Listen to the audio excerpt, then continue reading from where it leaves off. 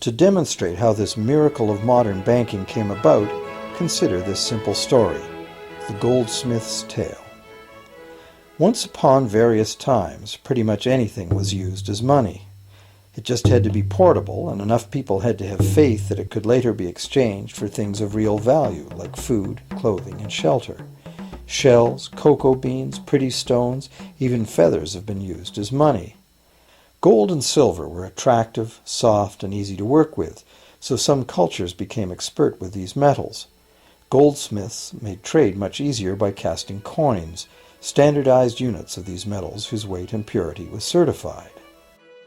Well, to protect his gold, the goldsmith needed a vault, and soon his fellow townsmen were knocking on his door, wanting to rent space to safeguard their own coins and valuables. Before long, the goldsmith was renting every shelf in the vault and earning a small income from his vault rental business. Years went by, and the goldsmith made an astute observation.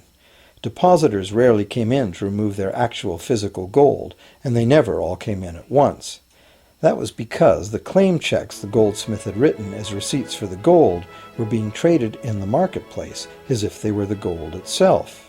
This paper money was far more convenient than heavy coins, and amounts could simply be written instead of laboriously counted one by one for each transaction. Meanwhile, the goldsmith had another business.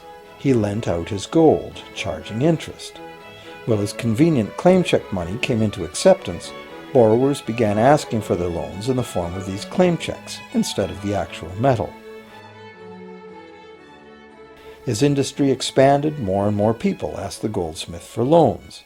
This gave the goldsmith an even better idea. He knew that very few of his depositors ever removed their actual gold, so the goldsmith figured he could easily get away with lending out claim checks against his depositors' gold, in addition to his own.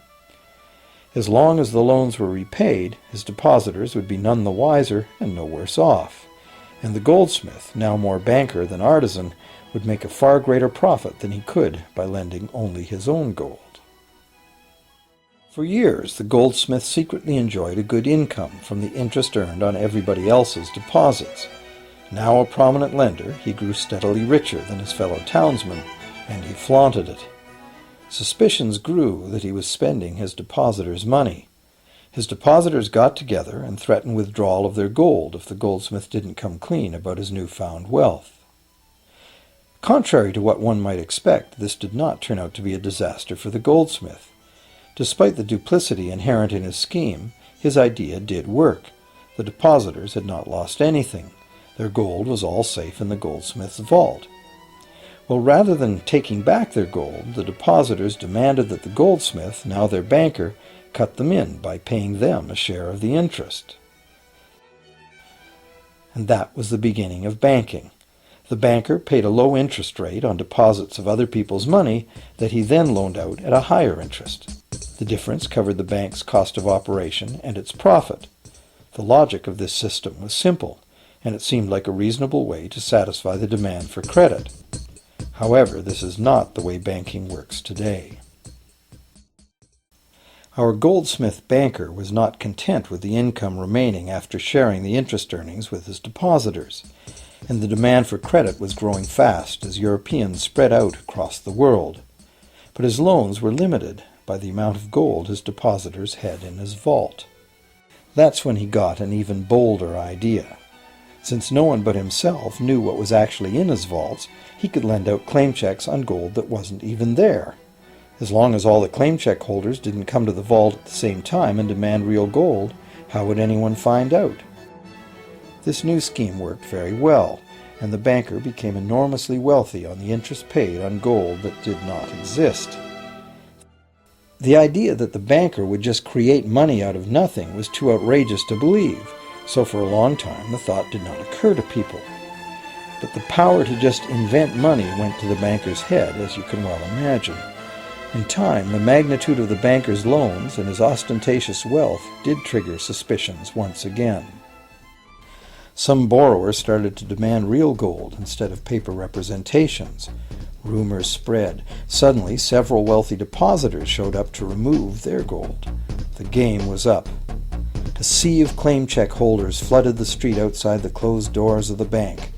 Alas, the banker did not have enough gold and silver to redeem all the paper he had put into their hands. This is called a run on the bank, and it is what every banker dreads.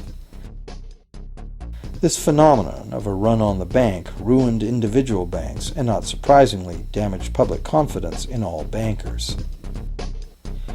It would have been straightforward to outlaw the practice of creating money from nothing.